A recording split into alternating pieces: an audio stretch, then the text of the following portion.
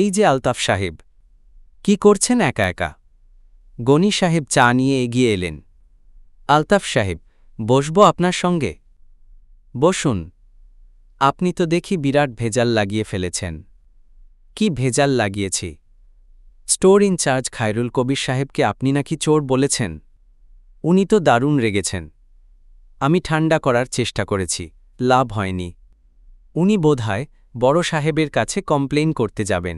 আমার সে রকম মনে হল। আলতাফ কিছু বলল না, অবাক হয়ে তাকিয়ে রইল।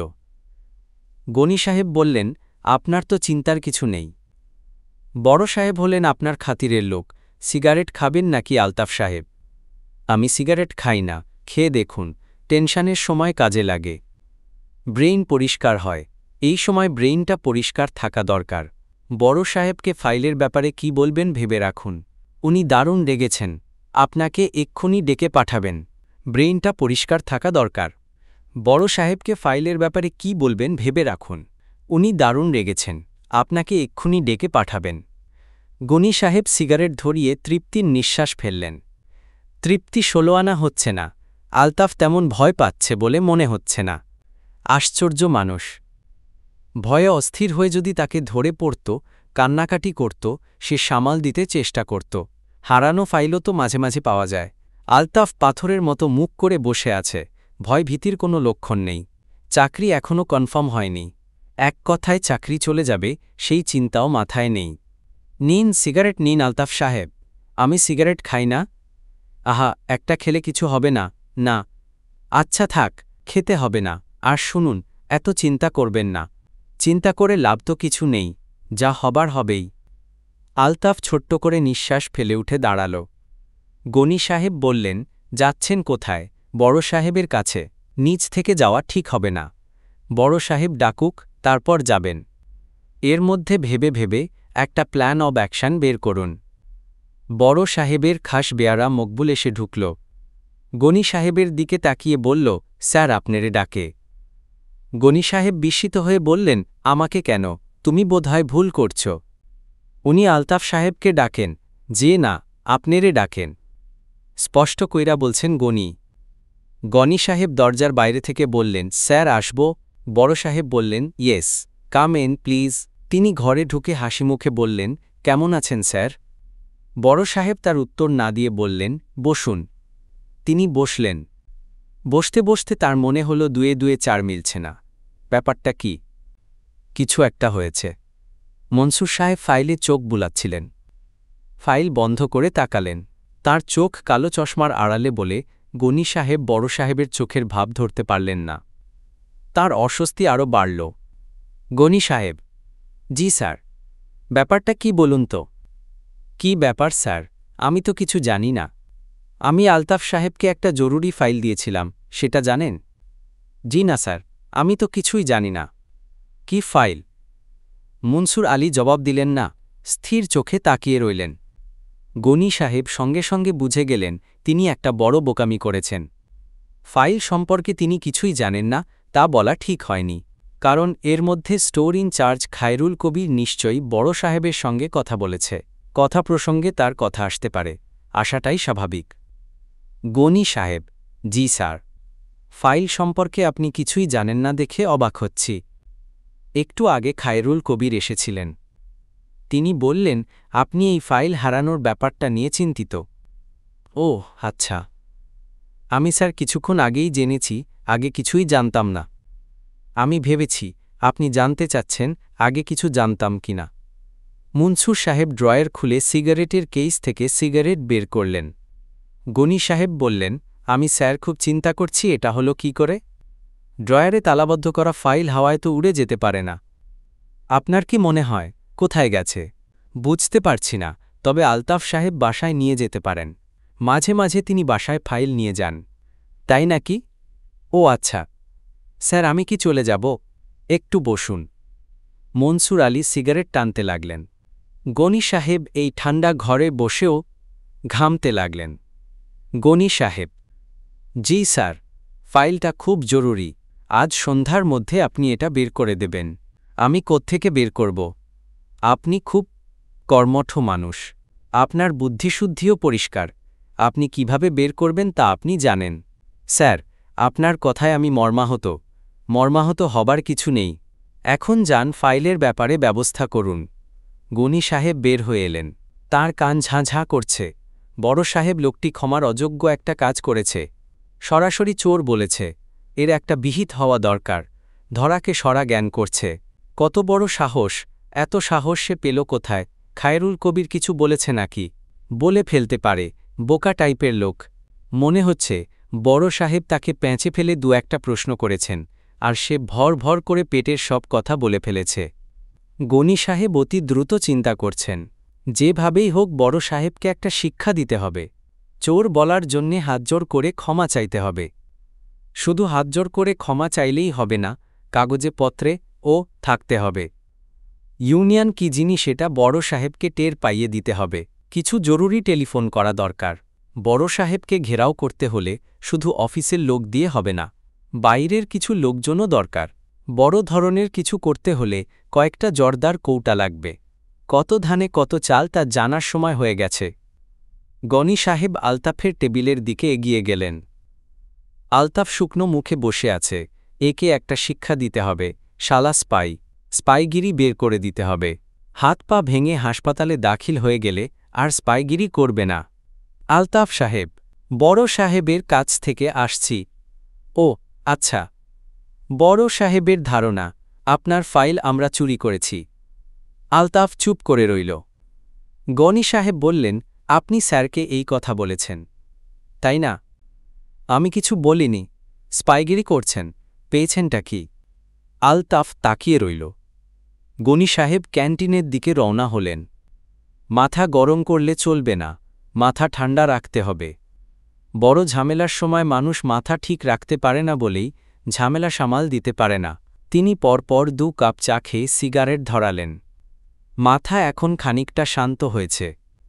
পরিকল্পনা এখন আর সুন্দর পরিকল্পনা বলে মনে হচ্ছে না।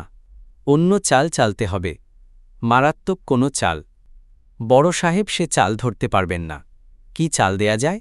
হারানো ফাইল ফেরত দেয়া যায়। বড় সাহেবকে যদি বলা হয় ফাইল পাওয়া গেছে আলতাফের বাসায়, তাহলেই হল। খুব বিনয়ের সঙ্গে বলতে হবে। এতে বড় সাহেবের গালে একটা চোট দেয়া হবে, মোলায়েম চোট। ফাইল গনি সাহেবের কাছেই আছে। তাঁর ড্রয়ারে তালাবদ্ধ অবস্থায় আছে। যা ফাইলটা লুকিয়ে নিয়ে চলে যেতে হবে আলতাফের বাসায়। যা করতে হবে তা হল আলতাফকে বলতে হবে, ভাই, আপনার বাসার কাগজপত্রগুলি একটু খুঁজে দেখুন। এমনও তো হতে পারে যে আপনি মনের ভুলে ফাইল নিয়ে বাসায় চলে এসেছেন। হতে পারে না? একটু খুঁজে দেখুন, আমিও আপনার সঙ্গে খুঁজি। দুজন খুঁজতে থাকবে, তখন গনি সাহেব চেঁচিয়ে বলবেন, পাওয়া গেছে, পাওয়া গেছে। এই তো পাওয়া গেছে। আপনার খাটের নিচেই ছিল। যাক, বাঁচা গেল। সবচেয়ে ভালো হয় ফাইলটা যদি আলতাফ সাহেবকে দিয়েই ফেরত পাঠানো হয়। গনি সাহেব আর একটা সিগারেট ধরালেন। পুরো পরিকল্পনাটা আরও ঠান্ডা মাথায় ভেবে দেখতে হবে কোনো ভুল ত্রুটি থেকে গেল কিনা। সামান্য ভুল থাকাও ঠিক হবে না। ফাইলটা যে তাঁর ড্রয়ারে আছে এই খবর অফিসের আর একজন মাত্র মানুষ জানে, স্টোর ইনচার্জ খায়রুল কবির। তাঁর নিজের লোক, তাছাড়া তিনিই চাবি দিয়ে ড্রয়ার খুলেছেন। কাজেই এই খবর বাইরে ছড়াবে না। খায়রুল কবির সাহেব অবশ্য মাথা গরম লোক। ফট করে মাথা গরম হয়ে যায়। এই জাতীয় লোক মাথা গরম অবস্থায় বেফাঁস কথা বলে ফেলতে পারে। তাকে সাবধান করে দিতে হবে। গনি সাহেব উঠলেন। আলতাফের টেবিলের দিকে এগিয়ে গেলেন। আলতাফ সাহেব, জি। আপনার বাসায় আজ সন্ধ্যায় একটু যাব। জি, আচ্ছা। বিবাহ করেছেন তো, তাই না? ভাবির হাতে 1 কাপ চা খেয়ে আসব। জি, আচ্ছা। অধিকাংশ অফিসেই দেখি কর্মচারীদের মধ্যে কোনো সদ্ভাব নেই। এটা ঠিক না। অফিসের বাইরেও আমাদের একটা জীবন আছে, তাই না? গনি সাহেব খায়রুল কবির সাহেবের খোঁজে গেলেন। তাকে এখন বেশ হাসিখুশি দেখাচ্ছে। টেনশন অনেকখানি কমে গেছে। তার মাথায় একটাই চিন্তা, ফাইলটা কি করে আলতাফের বাসায় নিয়ে যাবেন। শীতকাল হলে সমস্যা ছিল না, কোটের ভেতর নিয়ে যেতে পারতেন। গরমকাল হওয়ায় ঝামেলা হয়ে গেছে। বাজারের ব্যাগে করে নিয়ে যাওয়া যায়। তার সঙ্গে বাজারের ব্যাগ আছে। অফিস ফেরত হাতিরপুল কাঁচা বাজার থেকে কিছু সবজি নিয়ে যাবার কথা। আজ আর নেয়া হবে না। অফিস ছুটি হবার ঠিক আগে আগে মনসুর সাহেবের টেলিফোন বেজে উঠল। টেলিফোন করেছেন ডক্টর ওসমান, কিন্তু তার গলার স্বর অন্যরকম। মনসুর সাহেব গলা চিনতে পারছেন না।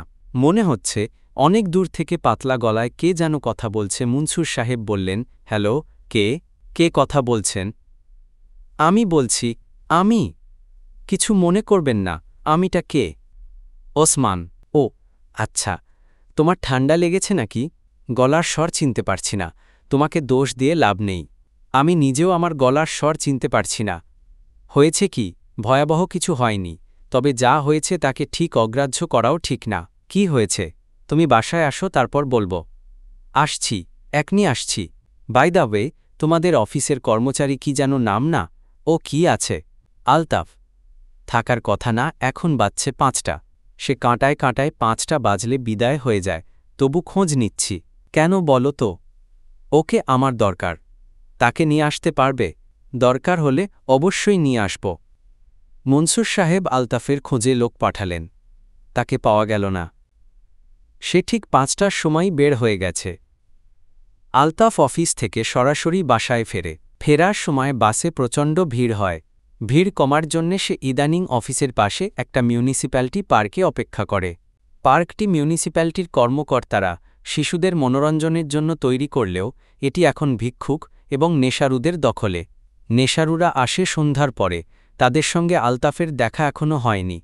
তবে পার্কের স্থায়ী ভিক্ষুকরা আলতাফকে চেনে। তারা এই লোকটির স্বভাব চরিত্রও জানে। তারা জানে এই সাহেব পার্কে ঢোকার মুখে ২ টাকার বাদাম কিনবে। পার্কের সবচেয়ে উত্তরের বেঞ্চির এক কোণায় চুপচাপ বসে বাদাম খাবে। খাবে খুব ধীরে ধীরে। ২ টাকার বাদাম শেষ করতে করতে তার সময় লাগবে ১ ঘণ্টার উপর। তখন সে উঠে দাঁড়াবে, যাবে বাসস্ট্যান্ডের দিকে।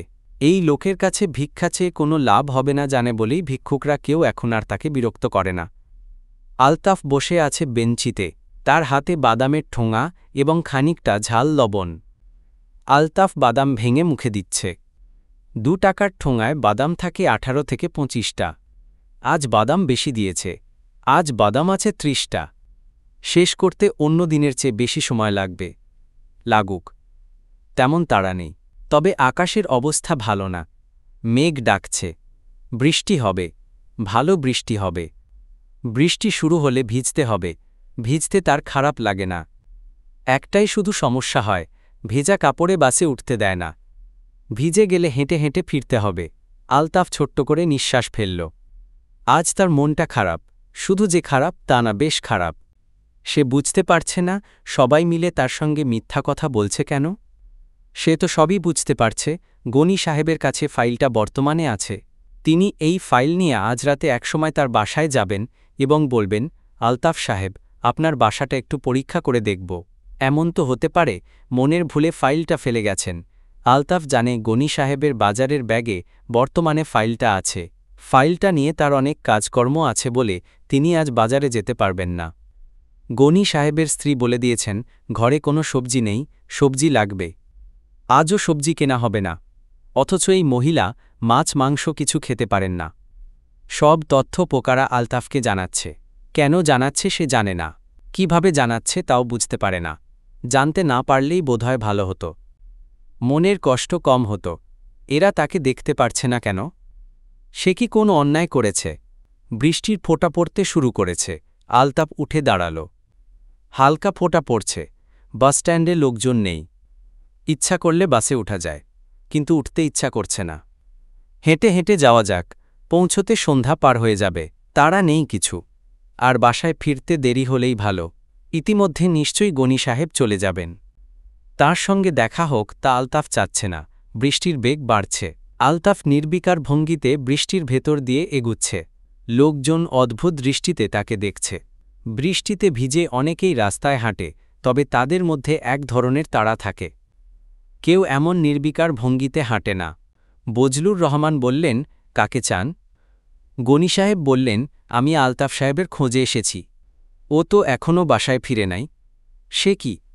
৫টার সময় উনি অফিস থেকে বের হলেন। বজলুর রহমান বিরক্ত মুখে বললেন, এই গাধার কি কিছু ঠিক আছে? কিছু ঠিক নাই। অফিসে কি করে তাই আমি বুঝি না। আসুন, ভেতরে এসে বসুন। গনি সাহেব অন্ধকার বসার ঘরে ঢুকলেন। বজলুর রহমান বললেন, আপনাকে অন্ধকার ঘরে বসে থাকতে হবে। গাধাটাকে বলেছিলাম 40 পাওয়ারের একটা বাল্ব এনে লাগাতে। লাগিয়েছে ঠিকই, কিন্তু বাল্ব জ্বলছে না। সমস্যাটা কোথায় সে দেখবে না। গনি সাহেব বললেন, স্যার আপনি কাইন্ডলি একটা হারিকেন আনুন। আমি দেখে দিচ্ছি, মনে হয় কোথাও লুজ কানেকশন আছে। না না, আপনি কি দেখবেন? কোনো অসুবিধা নেই স্যার। আলতাফ সাহেব আমার কলিগ, খুবই বন্ধু মানুষ। বজলুর রহমান খুশি হলেন, হারিকেন জ্বালিয়ে নিয়ে এলেন। গনি সাহেব কি করলেন কে জানে, বাতি জ্বলে উঠল। বজলুর রহমান হৃষ্টচিত্তে বললেন, বাবা তুমি আরাম করে বসো, চা খাও। ঘরে কিছু আছে কিনা কে জানে, মনে হয় শুধু চা খেতে হবে। কোনো অসুবিধা নেই স্যার, চা না পেলেও হবে, আমার চায়ের তেমন অভ্যাস নেই। আলতাফ সাহেব কখন ফিরেন? কোনো ঠিক ঠিকানা নেই। আগে সকাল সকাল ফিরত, এখন শুনেছি অফিস ছুটির পর কোনো এক পার্কে গিয়ে বসে থাকে। কেন? কে বলবে কেন? ওর কি মাথার ঠিক আছে? Brain defect? চাচাজি, এসব কি বলছেন? তোমাদের কলিগ, তোমরা জানো না কি করে অফিস চালায়? সেটাই তো আমি বুঝি না। কাজকর্ম কিছু পারে? উনি তো চাচাজি কাজকর্মে খুব ভালো। তবে কি? রিসেন্টলি একটা সমস্যা হয়েছে। বজলুর রহমান আগ্রহ নিয়ে বললেন, কি সমস্যা? থাক স্যার, বলতে চাচ্ছি না। না না, তুমি বলো। কোনো অসুবিধা নাই। অফিসের একটা জরুরি ফাইল হারিয়ে ফেলেছেন। আমাদের বড় সাহেব আবার খুবই রাগী, তিনি ভয়ঙ্কর রেগেছেন। অথচ আলতাফ সাহেবের কোনো মাথা ব্যথা নেই। ওর মাথা ব্যথা থাকবে কেন? ওর কি মাথা বলে কিছু আছে? বড় সাহেবের সঙ্গে দেখা করে দু একটা কথা বললে হতো, তাও বলবেন না। এই বাজারে যদি চাকরি চলে যায় তাহলে অবস্থাটা চাচাজি একটু চিন্তা করুন। চাকরি তো যাবেই, আরও আগেই যাওয়া উচিত ছিল। এখনও কেন যায়নি তাই তো আমি ভেবে পাই না। বজলুর রহমান অত্যন্ত আনন্দিত বোধ করছেন। তার কথা অক্ষরে অক্ষরে ফলে যাচ্ছে, এটাই তার আনন্দের বিষয়। গনি সাহেব গলা নিচু করে বললেন, আমার ধারণা উনি ফাইলটা বাসায় নিয়ে এসেছিলেন, তারপর অফিসে নিতে ভুলে গেছেন। আমি এসেছি একটু খুঁজে দেখতে, ওনার তো মাথা ব্যথা নেই। বজলুর রহমান দরাজ গলায় বললেন, যাক, গাধাটার চাকরি চলে যাক, তুমি এই নিয়ে চিন্তা করবে না। তবু স্যার, আমি ভাবছি একটু যদি খুঁজে দেখি। উনি তো খুঁজবেন না, ও কিছুই করবে না। ও শুধু দরজা বন্ধ করে ঝিম ধরে বসে থাকবে আর পোকা নিয়ে ভাববে। গনি সাহেব ইতস্তত করে বললেন, উনি কখন আসেন কে জানে। আমরা কি এই ফাঁকে একটু খুঁজে দেখব? দেখতে চাও? দেখো, আমি দুলারিকে বলছি, ও তোমাকে তাদের ঘরে নিয়ে যাবে। 10 মিনিটের মাথায় গনি সাহেব ফাইল হাতে দোতলা থেকে নেমে এলেন। বজলুর রহমানকে দেখে তৃপ্তির নিঃশ্বাস ফেলে বললেন, পাওয়া গেছে চাচাজি। খাটের নিচে খবরের কাগজের সঙ্গে ছিল। বজলুর রহমান বললেন, পাওয়া গেছে বলে এত আনন্দিত হয়েও না, আবার হারাবে। কে জানে কাল অফিসে যাওয়ার সময় হয়তো বাসে ফেলে রেখে যাবে। গনি সাহেব বললেন, আপনাকে কি চাচাজি একটা ছোট্ট রিকোয়েস্ট করব? যদি কিছু মনে না করেন। মনে করাকরির কি আছে, বলো কি রিকোয়েস্ট? ফাইলটা আলতাফ সাহেবের হাতে না দিয়ে আপনি নিজে যদি নিয়ে যান। বড় সাহেবকে একটু বুঝিয়ে বলেন, স্যার তো খুব রেগে আছেন। কোনো অসুবিধা নেই, আমিই বলবো। আমি যে এসেছিলাম এটা যদি না বলেন তাহলে খুব ভালো হয়। বড় সাহেব আমাকে আবার ঠিক পছন্দ করেন না। উনি যদি শুনেন একজন ফাইল হারিয়েছে আর আমি ছোটাছুটি করছি তাহলে আরও রেগে যাবেন। না না, তুমি নিশ্চিন্ত থাকো, তোমার কথা কিছুই বলবো না। গনি চা খেলেন, মুড়ি খেলেন, দুলারির সঙ্গে কিছুক্ষণ গল্প করলেন। দুলারির কাজের মেয়ে নেই শুনে দুঃখিত হলেন। যাবার সময় বলে গেলেন, কাল সকালের মধ্যে কাজের মেয়ের ব্যবস্থা করবেন। এই কাজটা তিনি অবশ্য ভালোই পারেন। কাজের মেয়ের সাপ্লাই চ্যানেল তার খুব ভালো। অফিসের অনেকেরই তিনি এই উপকার করেছেন। দুলারির জন্যে একটা ব্যবস্থা করতে হবে। তার নিজের বাসায় এই মুহূর্তে 2 জন আছে, তাদের একজনকে দিয়ে যেতে হবে। আলতাফ বাসায় ফিরল রাত 9টার কিছু আগে। সে ভিজে চুপসে গেছে, চোখ লাল। দুলারি বলল, আবার বৃষ্টিতে ভিজে ভিজে এসেছ? কতক্ষণ ভিজেছ বৃষ্টিতে? অনেকক্ষণ। হাত পা একদম নীল হয়ে গেছে, চোখ লাল। আজ নির্ঘাত তোমার জ্বর আসবে। তোমাদের অফিসের একজন কলিগ আজ বাসায় এসেছিলেন। নাম হল গনি সাহেব। কি যেন খোঁজাখুঁজি করলেন। খুবই ভালো লোক। আমার কোনো কাজের লোক নেই শুনে খুব দুঃখ করলেন। বলেছেন কাল সকাল 10টার মধ্যে একজনকে দিয়ে যাবেন। তুমি তো ঘুমুচ্ছ না, তাহলে এমন হুঁ করছ কেন? যাও, বাথরুমে গিয়ে কাপড় ছাড়ো, ভাত দিয়ে দিই। আজ আবার মার শরীরটাও খারাপ, মা শুয়ে আছেন। দুলারি টেবিলে ভাত বেড়ে আলতাফকে নিতে এসে দেখল আলতাফ ঘর অন্ধকার করে শুয়ে আছে। তার গা গরম। আলতাফ বলল, আমার ভালো লাগছে না, আমি কিছু খাবো না। দুধ এনে দেই 1 কাপ। দুধ খাও? না, তুমি বাতি নিভিয়ে দাও। দুলারি বাতি নিভিয়ে দিল। তার খানিকটা মন খারাপ হল। বৃষ্টি হচ্ছে দেখে সে আজ তেহারি রান্না করেছে। এই জিনিসটা আলতাফ খুব পছন্দ করে খায়। দুলারি, কি? আমার মাকে যে পোকা খেয়ে ফেলেছিল তা কি তুমি জানো? এসব কি ধরনের কথা? তুমি জানো কিনা বলো। জানি, বাবা বলেছিলেন। আমার চোখের সামনে তারা মাকে খেয়ে ফেলল। চুপ করো তো। আচ্ছা, চুপ করলাম। দরজা জানালা বন্ধ করে ঘর অন্ধকার করে দাও। ওসমান সাহেব থাকেন ধানমন্ডি 8 নম্বরে। 4 ইউনিটের নতুন ফ্ল্যাট বাড়িগুলির 3 তলায়। ফ্ল্যাটটি কিনেছেন ওসমান সাহেবের স্ত্রী রেবেকা। ভদ্রমহিলা ডাক্তার এবং পয়সারওয়ালা বড় ডাক্তার। এদের কোনো ছেলেপুলে নেই। স্বামী স্ত্রী দুজনে বিশাল বাড়িতে বাস করেন। কুকুর, বেড়াল এবং পাখি পুষেন।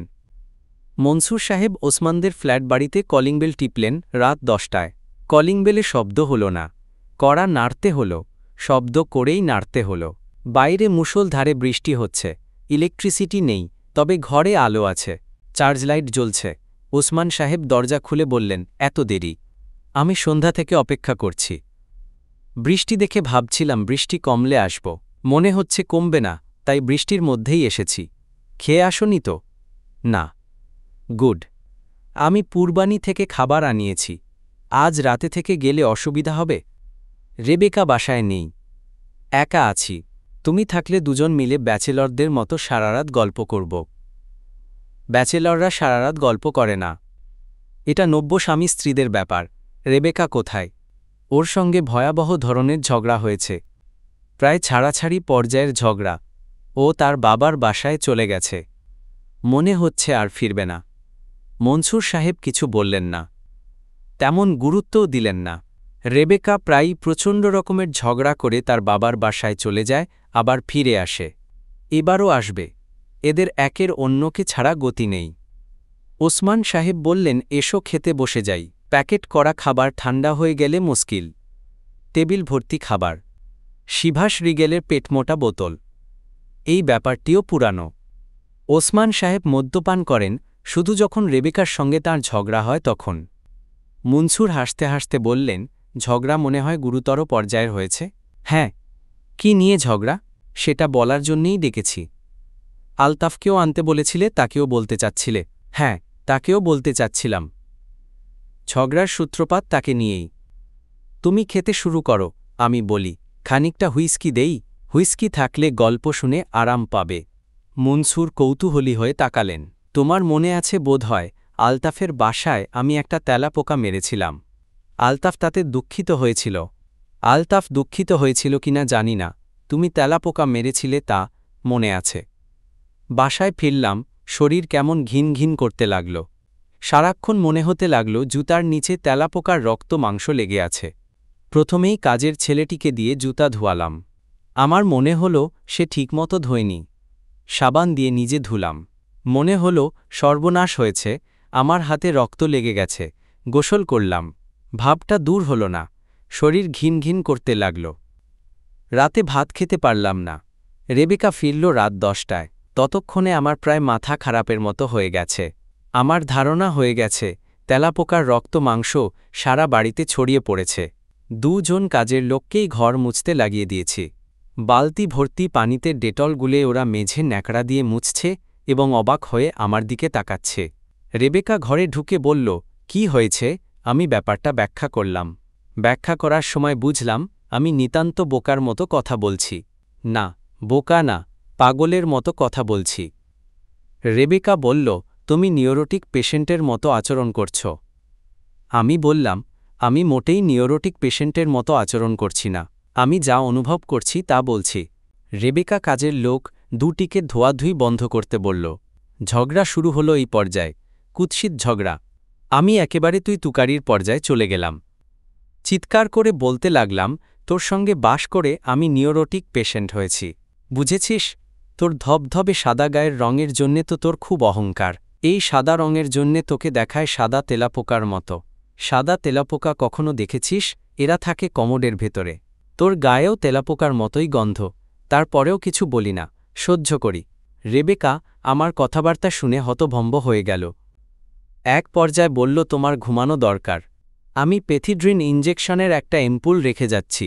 ইসমাইলকে বললেই সে তোমার শরীরে পুশ করে দেবে। আমি চলে যাচ্ছি। এর উত্তরে আমি আরও সব কুৎসিত কথা বলতে লাগলাম। এমন সব কুৎসিত কথা যে তুমি শুনলে 3 তলা থেকে লাফ দিয়ে নিচে পড়ে যাবে। উদাহরণ দেব? শুনতে চাও? না, শুনতে চাই না। শুনতে না চাওয়াই ভালো। মনসুর বললেন, তুমি মদ্যপানটা মনে হয় বেশি করছো। তা ঠিক, বেশি করছি। আমার অবস্থায় পড়লে তুমি বাথটাবে মদ ভর্তি করে তার ভেতরে শুয়ে থাকতে। আসল স্টোরিটা শোনো। আসল স্টোরিতে এখনও আসেনি। বলো আসল স্টোরি। রেবেকা রাতেই চলে গেল। আমি কাজের লোক দুটিকে বললাম, তোমরা ননস্টপ ঘর মুছে যাও। আমি না বলা পর্যন্ত থামবে না। তারপর হুইস্কির একটা বোতল নিয়ে বসলাম। তুমি ভালো করেই জানো আমি প্রফেশনাল মাতাল নই। বিদেশে পড়াশোনার জন্যে যখন গিয়েছিলাম তখন মাঝে মধ্যে খেতাম। দেশে এসে ছেড়ে দিয়েছিলাম। ইদানিং কখনো কখনো খাওয়া হয়, তাও যখন বন্ধু বান্ধবরা আসে তখন। যাই হোক, রাত 1টার ভেতর 250 মিলিলিটারের স্কচ হুইস্কির একটা পুরো বোতল শেষ করে ফেললাম। মাতাল হলাম না, শুধু অনুভব করলাম মাথাটা ফাঁকা হয়ে যাচ্ছে। আমি নিজেও সাবানের বড় একটা ফেনা হয়ে গেছি, বাতাসে ভাসতে শুরু করেছি। হার্ড লিকার 4 পেগের বেশি আমি খেতে পারি না, আমার বমি ভাব হয়। পুরো বোতল খেয়েও আমার কিছু হলো না, শুধু বাথরুম পেতে লাগল। আমার তখন বাথরুমে যেতেও ইচ্ছা করছে না। মনে হচ্ছে চেয়ারে বসেই কাজ সেরে ফেলি, মেঝে তো ধোয়া হচ্ছেই। যাই হোক, বাথরুমে গেলাম। এই অংশটা মন দিয়ে শোনো, খুব মন দিয়ে শুনবে। আমি তোমার সব অংশই মন দিয়ে শুনছি। এই অংশটা অনেক বেশি অ্যাটেনশন দিয়ে শুনতে হবে। বাথরুমে ঢুকেছি। বাতি জ্বালিয়ে দরজা বন্ধ করতেই এক ধরনের হামিং সাউন্ড হতে লাগল, যেন লক্ষ লক্ষ কোটি কোটি মানুষ খুব নিচু গলায় কথা বলছে। লো ফ্রিকোয়েন্সি সাউন্ড আসছে কমোডের ভেতর থেকে। আমি অবাক হয়ে তাকাতেই গায়ের সমস্ত রক্ত জমে গেল। কমোডের কাছে গিয়ে নিচু হয়ে কমোড ভর্তি তেলাপোকা। তারপর দেখি শুধু কমোড নয়, বাথরুমের মেঝে ঠিক করছে পোকায়। অথচ ঘরে ঢোকার সময় ছিল না। কখন এলো, কোত্থেকে এলো? হঠাৎ দেখি পোকারা আমার গা বেয়ে ওঠার চেষ্টা করছে। অন্য যে কেউ হলে অজ্ঞান হয়ে পড়ে যেত। আমি বুঝলাম অতিরিক্ত মদ্যপানের জন্যে আমার হেলুসিনেশন হচ্ছে। আসলে কোনো পোকা নেই, কিন্তু আমার মস্তিষ্ক পোকা দেখছে। বাথরুমের দেয়ালগুলি একটু আগেই সাদা দেখেছি, এখন দেখি ব্রাউন রং। তেলাপোকায় দেয়াল ঢেকে গেছে। আমি তখন এদের কথাও শুনতে পেলাম। পরিষ্কার শুনলাম বলছে, কি বলছে এরা? কি বলছে তা তোমাকে বলতে চাচ্ছি না, কারণ ওরা তো আসলে কিছু বলছে না। যা বলার আমার মস্তিষ্কই আমাকে বলছে। যাই হোক, আমি কি করলাম শোনো। বাথরুম থেকে বের হয়ে এলাম। আমার গা ভর্তি তেলাপোকা। এদের নিয়েই বের হয়েছি। কাজের লোক দুটি তখনও মেঝে ঘষে যাচ্ছে। আমি তাদের সামনে দাঁড়িয়ে বললাম, তোমরা কি আমার গায়ে তেলাপোকা দেখতে পাচ্ছ? ওরা ভয়ে ভয়ে বলল, জি না স্যার। আমি বললাম, তাহলে যাও, ইসমাইলকে ডেকে আন। আমাকে পেথিড্রিন ইনজেকশন নিতে হবে। ইসমাইল এসে আমাকে পেথিড্রিন ইনজেকশন দিল। আমার ঘুম ভাঙল পরদিন দুপুর 2টায়। আমি তখন পুরোপুরি সুস্থ। তেলাপোকা ব্যাপারটা আর মাথায় নেই। এই তোমার গল্প? হ্যাঁ। আলতাফকে এই গল্প শোনাতে চাচ্ছিলে কেন? ওর কারণে এই ব্যাপারটা আমার মাথায় ঢুকে গেছে বলেই ওকে শোনাতে চাচ্ছিলাম। আমার ইচ্ছা ছিল ওকে বলবো যেন পোকা নিয়ে সে আর কখনো কারো সঙ্গে কোনো কথা না বলে। এই হাস্যকর ব্যাপারটা যেন সে আর কারো মাথায় ঢুকিয়ে না দেয়। মনসুর বললেন, ব্যাপারটা তোমার মাথা থেকে পুরোপুরি দূর হয়েছে? হ্যাঁ, হয়েছে। তবে আমি পোকা নিয়ে খুব ভাবতে শুরু করেছি। অন্য এক দৃষ্টিভঙ্গিতে এদের দেখার চেষ্টা করছি। অন্য দৃষ্টিভঙ্গি মানে ওদের প্রতি একটা সিম্প্যাথেটিক অ্যাটিচিউড তৈরি হয়েছে।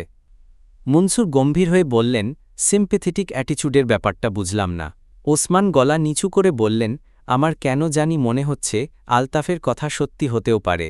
পোকাদের কিছু স্ট্রেঞ্জ ব্যাপার আছে যা থেকে ধারণা করা অস্বাভাবিক না যে এদের বুদ্ধি আছে, ভালোভাবেই আছে।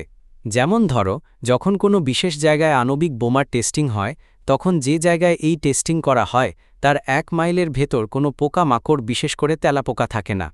এরা মনে হয় কোনো এক অদ্ভুতভাবে খবর পেয়ে যায় যে এখানে নিউক্লিয়ার বোমা টেস্টিং হবে। খবর পেয়ে সরে পড়ে। ইন্টারেস্টিং না? সত্যি হয়ে থাকলে ইন্টারেস্টিং। হিরোশিমা এবং নাগাসাকিতে আণবিক বোমা ফাটার পর এর আশেপাশের অঞ্চলগুলি তেলাপোকায় ছেয়ে গিয়েছিল। আমার ধারণা এরা এসেছে হিরোশিমা ও নাগাসাকি থেকে। এরা বুঝে গিয়েছিল এখানে বোমা ফাটবে, কাজেই সরে গিয়েছিল।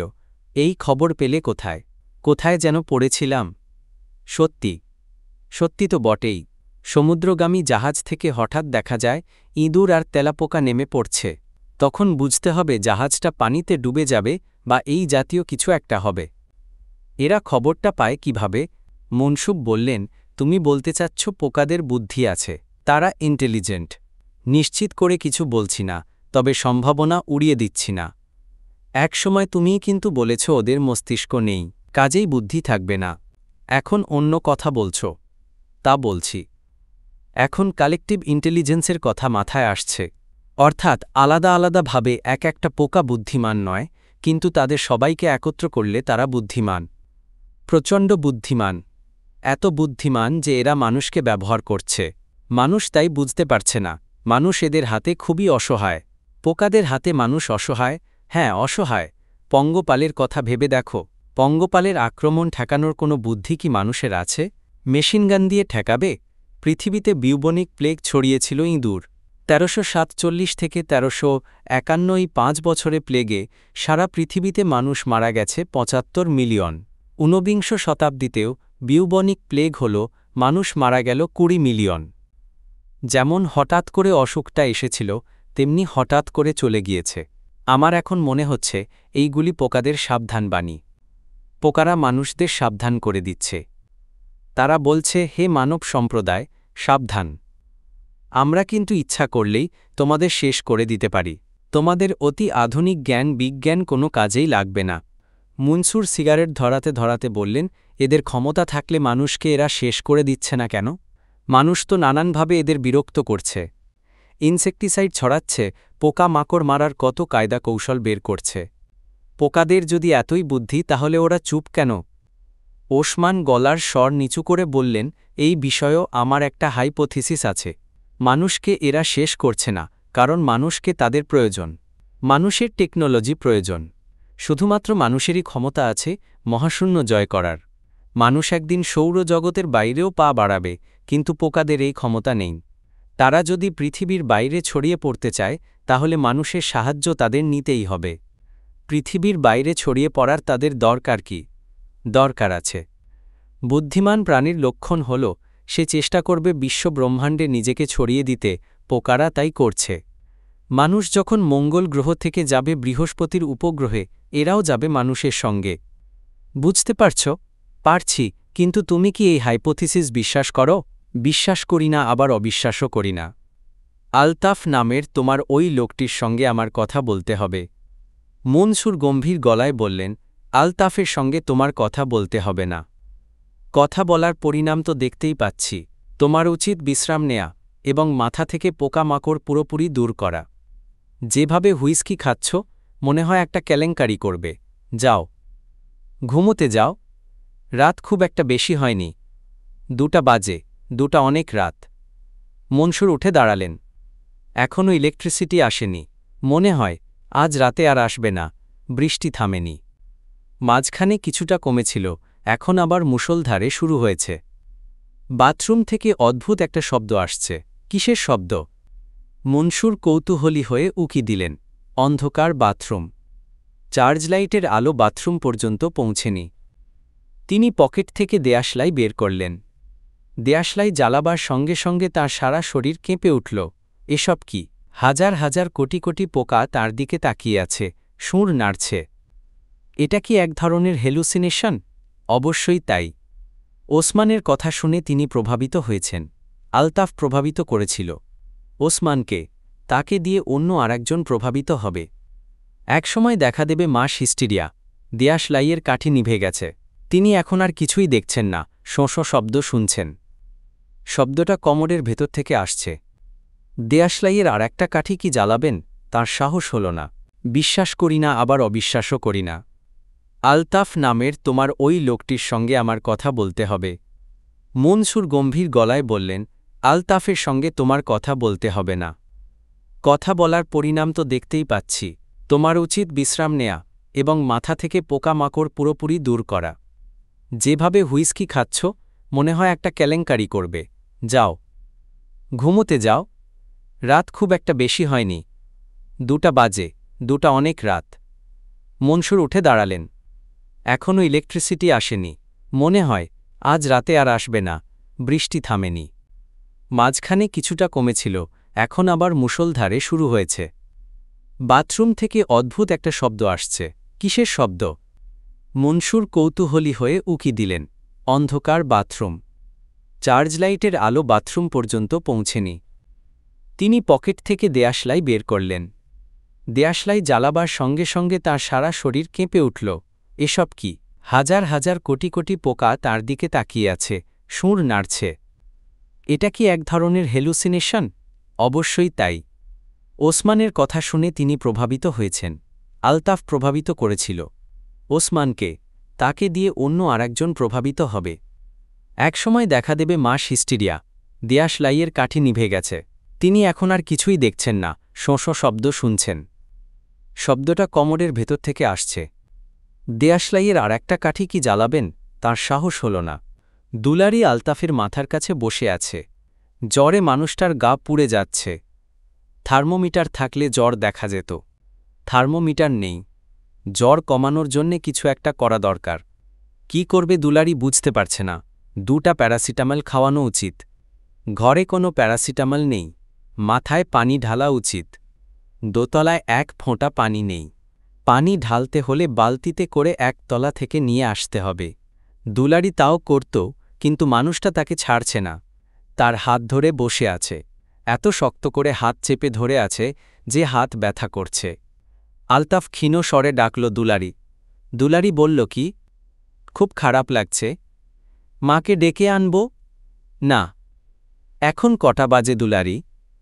রাত 2টা। আলতাফ অনেক কষ্টে পাশ ফিরল।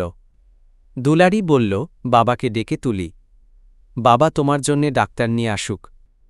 না, তুমি আমার হাতটা ছাড়ো, আমি তোমার জন্যে পানি নিয়ে আসি। মাথায় পানি ঢালতে হবে। না। আচ্ছা, ঠিক আছে, আমি তোমার জন্যে পানি আনতে যাচ্ছি না। তুমি এত শক্ত করে আমার হাত চেপে ধরবে না। আমার হাত ব্যথা করছে। আচ্ছা, আমার হাতটা একটু ছাড়ো তো, বাতি জ্বালাই। অন্ধকারে বসে থাকতে আমার ভয় ভয় লাগছে। আলতাফ দুলারির হাত ছাড়ল না, বরং আরও শক্ত করে হাত চেপে ধরল। দুলারির ভয় ভয় করছে। তার হঠাৎ করে মনে হচ্ছে তাদের খাটের নিচটা তেলাপোকায় ভর্তি হয়ে গেছে। পোকারা আলতাফকে দেখতে আসছে, আরও আসবে, ঘর ভর্তি হয়ে যাবে পোকায়। কেন তার এরকম মনে হচ্ছে সে জানে না। আলতাফকে জিজ্ঞেস করলে কি কোনো লাভ হবে? আলতাফ কি কিছু বলবে? দুলারি বলল, এই শোনো শোনো, ভয় লাগছে, আমার ভয় লাগছে। আমার কেন জানি মনে হচ্ছে খাটের নিচটা পোকায় ভর্তি হয়ে গেছে। আমার প্রচণ্ড ভয় লাগছে। এই দেখো, শোঁ শোঁ শব্দ হচ্ছে। পোকারা কি এরকম শব্দ করে? এরকম করবে না, শুনতে বিশ্রী লাগছে। হাতটা ছাড়ো, আমি বাতি জ্বালাব। না। বাতি জ্বালালো। দুলারি প্রায় জোর করে আলতাফের হাত ছাড়িয়ে দিল। উকি দিল খাটের নিচে। সারি সারি তেলাপোকা চুপচাপ অপেক্ষা করছে, একটিও নড়ছে না। দুলারি বলল, যা যা, এতেও কিছু হল না। আলতাফ ক্লান্ত গলায় বলল, এরা যাবে না, এরা থাকবে। তুমি এদের কিছু বলো না, বাতি নিভিয়ে দাও। দুলারি বাতি নেভাল। তার কান্না পাচ্ছে। সে কি করবে বুঝতে পারছে না। এত রাতে বাবা মাকে ঘুম থেকে ডেকে তুলতে ইচ্ছা করছে না।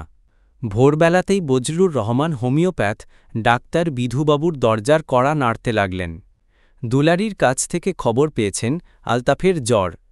সারা রাতই নাকি জ্বর গেছে, এখন খুব বাড়ছে। ডাক্তার না ডাকলেই নয়। অনেকক্ষণ কড়া নাড়ার পর বিধুবাবু দরজা খুলে হাসিমুখে বললেন, তোমার মাছের কাঁটার অবস্থা কি?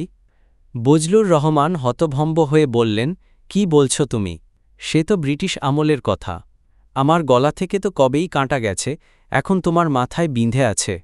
কাঁটা বিঁধা মাথা নিয়ে ডাক্তারি করো কিভাবে? যাই হোক, তুমি আসো আমার সঙ্গে। আলতাফকে দেখবে। ওর কি হয়েছে? গলায় কাঁটা। গলায় কাঁটার ব্যাপারটা মাথা থেকে দূর করো। ওর জ্বর। চলো দেখি। বিধুবাবু আলতাফের কপালে হাত দিয়েই প্রায় লাফিয়ে ওঠার জোগাড় করলেন। সর্বনাশ, এ তো অনেক জ্বর। রাগে বজলুর রহমানের গা জ্বলে গেল। অনেক জ্বর বলেই তো ডাক্তার ডেকে আনা। কুসুম কুসুম জ্বর হলে কে আনত? বিধুবাবু রোগীকে দেখে টেখে শুকনো গলায় বললেন, অবস্থা তো কেমন কেমন মনে হচ্ছে।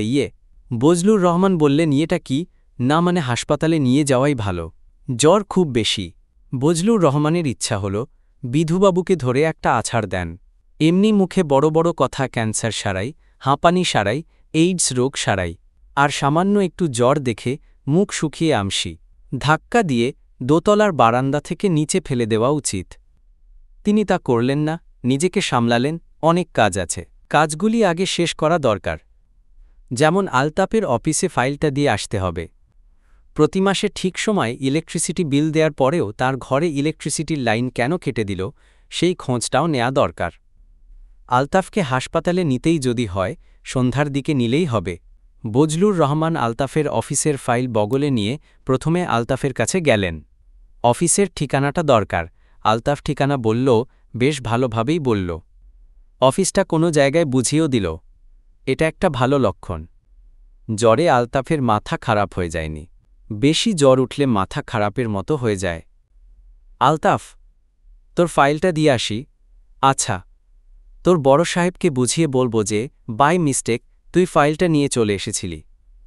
আচ্ছা, ওনাকে রিকোয়েস্ট করব যাতে ভুলটা বড় করে না দেখেন। মানুষ মাত্রই ভুল করে।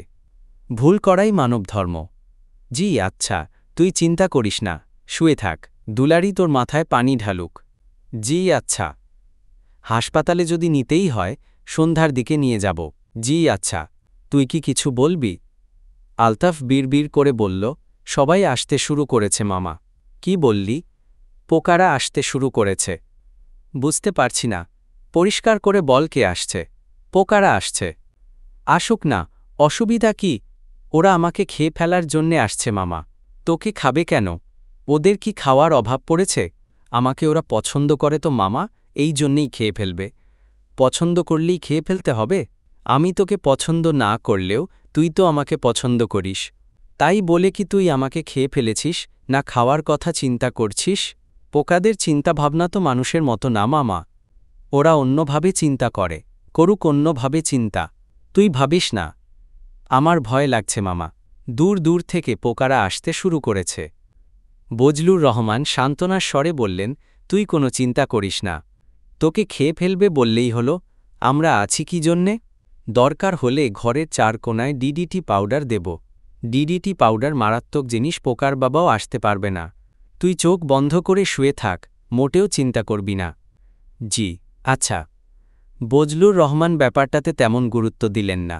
জ্বর বেশি বাড়লে লোকজন অসংলগ্ন কথা বলে। আলতাফ তাই করছে। বজলুর রহমান ফাইল হাতে অফিসের দিকে রওনা হলেন।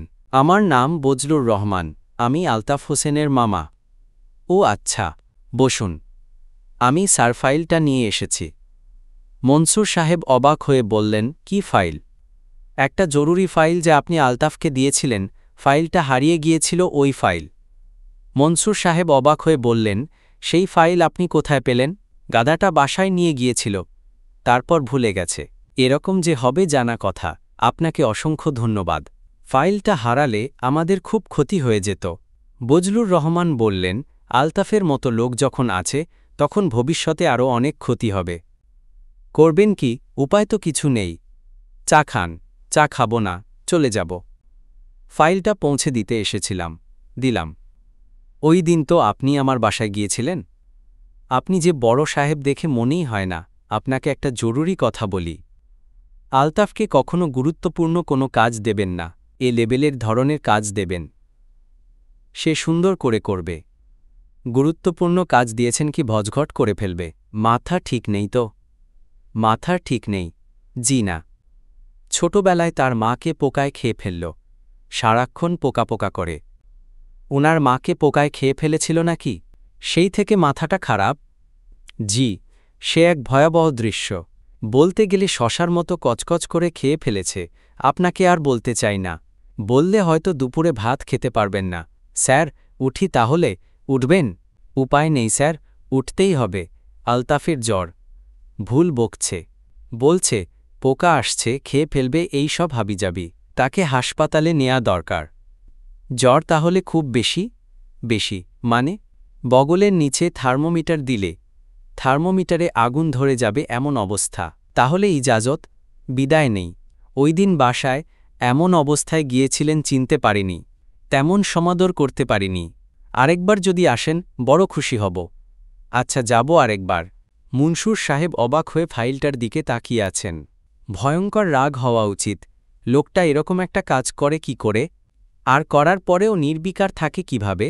আশ্চর্যের ব্যাপার, আলতাফের উপর তার কোনো রাগ লাগছে না, বরং প্রচণ্ড রকম মায়া হচ্ছে। তিনি পরিষ্কার বুঝতে পারছেন, আলতাফ এই ফাইল বাসায় নিয়ে যায়নি, গনি নিয়ে গেছে। গনি যে একটা বাজারের ব্যাগে ভরে ফাইল নিয়ে গেছে, তাও তিনি জানেন। কিভাবে জানেন? কে তাকে বলল? কেউ তো বলেনি। গনি ওই বাড়িতে কি কি কথা বলেছে তাও তিনি জানেন। এটা কিভাবে হয়? সকাল 10টায় ওই বাড়িতে গনির একটা কাজের মেয়ে দিয়ে আসার কথা। সে কি দিয়ে এসেছে? মনসুর সাহেব বেল টিপে বেয়ারাকে ডাকলেন, সহজ স্বরে বললেন, গনি সাহেবকে আসতে বলো। গনি আসুক, তার সঙ্গে কথা বলতে হবে। সালাম আলাইকুম স্যার, আমাকে ডেকেছেন? বসুন গনি সাহেব। ভালো আছেন? জি স্যার, ভালো। বসুন। দাঁড়িয়ে আছেন কেন? গনি বসলেন। মনসুর সাহেব হাই তুলতে তুলতে বললেন, চা বা কফি কিছু খাবেন? চা একটু খেতে পারি স্যার। ওই দিন ঠান্ডা লেগে বুকে কফ বসে গেছে। গরম চা খেলে ভালো লাগবে। দুধ যেন না দেয় স্যার। আমাকে একজন বলেছে চায়ের মধ্যে দুধ বিষের মতো কাজ করে। মুনসুর সাহেব গনির চায়ে দুধ দিতে নিষেধ করলেন। তারপর ঝুঁকে এসে বললেন, ওই দিন আপনি আলতাফের বাসায় গিয়েছিলেন। গনি হকচকিয়ে গেলেন কিন্তু নিজেকে সামলে নিলেন। সহজভাবে বললেন, জি স্যার। সঙ্গে একটা বাজারের ব্যাগ নিয়ে গিয়েছিলেন? জি স্যার। ব্যাগে কি ছিল? কিছু ছিল না স্যার। আলতাফ সাহেবের বাসায় সকাল 10টার ভেতর একটা কাজের লোক দেয়ার কথা ছিল। কই, দেননি তো? গনি অস্বস্তি বোধ করছেন। এই লোকটা এত কিছু জানে কোত্থেকে? কে বলেছে? কি কথা বলছেন না কেন? সকাল 10টায় একজনকে দেয়ার কথা না? যাকে দেব বলেছিলাম সে গতরাতে হঠাৎ বরিশাল চলে গেছে। আমার স্ত্রীকে বলেছে ভাইয়ের অসুখের খবর পেয়ে যাচ্ছে। আসলে ভাওতাবাজি, আমি থাকলে যেতে পারত না। চা এসে গেছে। মনসুর সাহেব চায়ে চুমুক দিতে দিতে বললেন, না, ভাওতাবাজি না। ওই মেয়েটার নাম পারুল। পারুলের ভাইয়ের আসলেই খুব অসুখ। গনি থতমত গলায় বলল, আপনি কি করে জানেন? মনসুর সাহেব শীতল গলায় বললেন, আমি সবকিছুই জানি, এটি পুরোপুরি সত্যি। মনসুর সাহেবের শরীর কাঁপছে, গা ঝিমঝিম করছে। আসলেই তিনি কোথায় কি ঘটছে সব জানেন। এই তো এখন ওসমানকে দেখতে পাচ্ছেন। সে বারান্দায় ইজি চেয়ারে বসে পা দুলাচ্ছে। ওসমানের হাতে একটা বই। বইটার নাম উইন্টার অফ ডিসকন্টেন্ট। ব্যাপারটা সত্যি না মিথ্যা এক্ষুনি বের করা যায়। ওসমানকে টেলিফোন করলেই হয়। কে তাকে সব জানাচ্ছে? পোকারা জানাচ্ছে। পোকারা কি ঘটছে তা বলে দিচ্ছে। গনি সাহেব ফ্যাঁসে গলায় বললেন, স্যার, আমি একটা ভুল করেছি, আপনার কাছে ক্ষমা চাই স্যার। যান, ক্ষমা করা হল। চা শেষ না করে চলে যাচ্ছেন কেন? চা শেষ করুন, তারপর যান। গনি সাহেব চুক চুক করে চা খাচ্ছেন। মনসুর সাহেব টেলিফোন করলেন ওসমানকে। কি করছো ওসমান? বারান্দায় বসে আছি, কিছু করছি না। বই পড়ছ না? বই হাতে নিয়ে বসে আছি, পড়ছি না। বইটার নাম কি? Winter of discontent. সন্ধ্যা 7টার মতো বাজে। অফিসের দারোয়ানরা এবং মুনসুর সাহেবের একজন পিয়ন ছাড়া আর কেউ নেই। মুনসুর সাহেব দরজা বন্ধ করে ভেতরে বসে আছেন। তার ঘর অন্ধকার। তার বেয়ারা কিছুটা ভয় পাচ্ছে। স্যারের কি হয়েছে? এই অন্ধকারের মধ্যে তিনি বাতি নিভিয়ে বসে আছেন কেন? তিনি করছেন কি দেখার বা জানার উপায় নেই, কারণ দরজা ভেতর থেকে বন্ধ, ছিটকিনি লাগিয়ে দেয়া। এয়ার কুলার চলছে না, মাথার ওপর ফ্যানও ঘুরছে না। ঘরের ভেতরটা অসহ্য গরম। তবে গরমে মনসুর সাহেবের খারাপ লাগছে না। মনসুর সাহেবের ঘর নিকষ অন্ধকার। এই অন্ধকারে তিনি চেয়ারে পা তুলে চুপচাপ বসে আছেন। নিজেকে কিছু প্রশ্ন করছেন এবং প্রশ্নের উত্তর পাচ্ছেন। মনসুর, আমি আমার এই অদ্ভুত ক্ষমতা লক্ষ্য করছি। কোথায় কি ঘটছে আমি সঙ্গে সঙ্গে ধরতে পারছি, ছবির মতো দেখছি। এর মানে কি? উত্তর, তোমার চেতনার বিস্তৃতি ঘটেছে। তোমার চেতনা ছড়িয়ে পড়েছে পৃথিবীময়। মনসুর, এই চেতনার বিস্তৃতি তো আপনা আপনি ঘটার কথা না। কেন ঘটল? উত্তর, আমরা সাহায্য করেছি বলে ঘটল। মনসুর, তোমরা কারা? উত্তর, আমরা অতি ক্ষুদ্র প্রাণী। তোমরা যাদের পোকা বলো, আমরা তাই। আমাদের এককভাবে কোনো বুদ্ধি নেই, কিন্তু আমাদের সমষ্টিগত বুদ্ধি সীমাহীন। বুদ্ধি মানেই ক্ষমতা। তোমাকে আমাদের সেই ক্ষমতার কিছুটা দেখালাম। কেমন দেখলে আমাদের ক্ষমতা? মনসুর, তোমাদের ক্ষমতা যদি থেকে থাকে তাহলে তা অবশ্যই বিস্ময়কর। উত্তর, এখনও যদি বলছ। এখনও অবিশ্বাস? মনসুর, হ্যাঁ, অবিশ্বাস। আমার ধারণা পুরো ব্যাপারটাই আমার উত্তপ্ত মস্তিষ্কের কল্পনা। উত্তর, আমাদের ক্ষমতার আর একটা নমুনা তোমাকে দেখাই, তাহলে হয়তো তোমার বিশ্বাস হবে। মনসুর, আমার বিশ্বাসের জন্যে তোমরা এত ব্যস্ত কেন? উত্তর, আমরা খুবই ব্যস্ত, কারণ তোমাকে আমাদের পছন্দ হয়েছে। যাদের আমরা পছন্দ করি তাদের আমরা খেয়ে ফেলি। হি হি হি। মনসুর, আচ্ছা, মানুষ কি তোমাদের শত্রু? উত্তর, মানুষ আমাদের শত্রুও না, বন্ধুও না। মানুষ এবং পোকা মাকড় হচ্ছে প্রকৃতির ক্ষুদ্র পরীক্ষার অতি ক্ষুদ্র একটা অংশ। মনসুর, এজ, সেটা কি রকম? উত্তর, প্রকৃতি দেখতে চেয়েছিল কোন প্রাণী শ্রেষ্ঠ। সমষ্টিগত বুদ্ধি, যাদের তারা শ্রেষ্ঠ, না একক বুদ্ধির প্রাণী মানুষ শ্রেষ্ঠ। মনসুর, বেদ, প্রকৃতি কি দেখল? উত্তর, আমরা জানি না, কারণ প্রকৃতি প্রশ্নের জবাব দেয় না। উত্তর, মানুষ একক বুদ্ধির প্রাণী হলেও তার বুদ্ধির একটি সমষ্টিগত দিক আছে। সে অন্যের জ্ঞান গ্রহণ করে। উত্তর, তা ঠিক, কিন্তু সে একই সঙ্গে সমস্ত জ্ঞান ধারণ করতে পারে না। এটা ভয়াবহ সীমাবদ্ধতা। মানুষ এই সীমা জানে না বলেই সীমাবদ্ধতা জানে না। মনসুর, পোকারা কি এটা জানে? উত্তর, জানে, এবং পোকারা এমন অনেক কিছু জানে যা মানুষ এখনও কল্পনাও করতে পারে না। মনসুর, আমাকে কি তা বলা যাবে? উত্তর, হ্যাঁ, বলা যাবে, কিন্তু তোমার মস্তিষ্ক তা ধারণ করতে পারবে না। মনসুর, আমি জানতে চাই। উত্তর, কি জানতে চাও? মনসুর, সব কিছু জানতে চাই। উত্তর, মূল প্রশ্নের উত্তরটি জানলেই অনেক জানা হবে। মনসুর, মূল প্রশ্ন কি? উত্তর, প্রাণ কি? কেন প্রাণ সৃষ্টি হল? মনসুর, হ্যাঁ, বলো, আমাকে বলো। What is life? উত্তর, সত্যি জানতে চাও? মনসুর, চাই, অবশ্যই চাই। উত্তর, আরও তো প্রশ্ন আছে, সেসবের উত্তর চাও না, যেমন তুমি কে? কোত্থেকে এসেছ? তুমি কোথায় যাচ্ছ? মনসুর, হ্যাঁ চাই, উত্তর জানতে চাই। উত্তর, সময় কি তা কি জানতে চাও? এই পৃথিবীর সবচেয়ে রহস্যময় ব্যাপার হল সময়। সময়টা কি জানতে চাও না? মনসুর, চাই। উত্তর, আমরা যা জানি সবই তোমাকে জানাব। তোমাকে আমরা আমাদের একজন করে নেব। মনসুর, তা কিভাবে সম্ভব? উত্তর, সম্ভব, খুবই সম্ভব। আমরা তোমাকে ছড়িয়ে দেব আমাদের মধ্যে। আগেই তো বলেছি, যাকে আমরা পছন্দ করি তাকে আমরা ছড়িয়ে দেই নিজেদের মধ্যে। মনসুর, তোমরা তাকে মেরে ফেলো? উত্তর, প্রাণ কি তা তোমরা জানো না বলে এই কথা বললে। প্রাণ কি জানা থাকলে বুঝতে যে প্রাণের বিনাশ নেই, রূপান্তর আছে। মনসুর, মানুষ থেকে আমি পোকা হব? উত্তর, ক্ষতি কি? মনসুর সাহেব লক্ষ্য করলেন তার ঘরভর্তি পোকা। একটি দুটি নয়, হাজারে হাজারে পোকা, লক্ষ কোটি পোকা কিলবিল করছে। তিনি দরজা খুলে বের হতে চাইলেন। দরজা খুঁজে পেলেন না। তেলাপোকা সমস্ত দরজা ঢেকে ফেলেছে। তিনি চিৎকার করে উঠতে চাইলেন, করতেই অসংখ্য পোকা মুখের ভেতর ঢুকে পড়ল। তার চেতনা পুরোপুরি বিলুপ্ত হবার আগে আলতাফের কথা ভাবলেন। আলতাফকে সঙ্গে সঙ্গে দেখতে পেলেন। তার মতো আলতাফকেও পোকা ঢেকে ফেলেছে। মাংস ছিঁড়ে খেতে শুরু করেছে, কত দ্রুতই না তারা খাচ্ছে। মনসুর সাহেব চেঁচিয়ে উঠতে গেলেন, এ কি করছ, তোমরা এটা কি করছ? সঙ্গে সঙ্গে উত্তর হল, ভয় পেও না, ভয়ের কিছু নেই। প্রাণ এক ও অবিনাশী। তোমার প্রাণ এবং একটি পোকার প্রাণ আলাদা কিছু না। আমরা এক ও ভিন্ন। তিনি বারবার নিজেকে বলছেন, এটা ভুল, এটা মায়া, এটা ভ্রান্তি। আসলে কিছুই ঘটছে না, কিছুই ঘটছে না, কিছু না।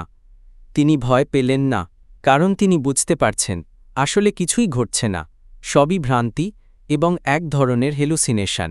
নিজেকে সামলাতে পারলেই হেলুসিনেশনের হাত থেকে মুক্তি পাওয়া যাবে। নিজেকে সামলাতে হবে। মনসুর সাহেব চোখ বন্ধ করে বললেন, আমি কিচ্ছু দেখছি না, আমি কিচ্ছু দেখছি না। তিনি মাথার ভেতর খিলখিল শুনলেন। পোকারা কি হাসে? এ কেমন হাসি? মাথার ভেতর তাকে পোকারা ডাকছে। মনসুর, মনসুর, বলো, আমরা আছি, আমাদের অগ্রাহ্য করো না। তোমরা আছো ঠিকই, কিন্তু এখন আমি যা দেখছি সবই ভুল। না, ভুল নয়। আমাদের ক্ষমতাকে অগ্রাহ্য করো না। তুমি কেন রোদের দিকে তাকাতে পারো না? কেন সবসময় চোখে কালো চশমা দিয়ে রাখো তা কি বলবো? তাহলে বিশ্বাস করবে? না, বিশ্বাস করব না। লক্ষ লক্ষ, কোটি কোটি পোকা মনসুর সাহেবের উপর ঝাঁপিয়ে পড়েছে। মনসুর জানেন এটা সত্যি নয়, এক ধরনের মায়া, কুহক, ভ্রান্তি। কিন্তু আসলেই কি তাই?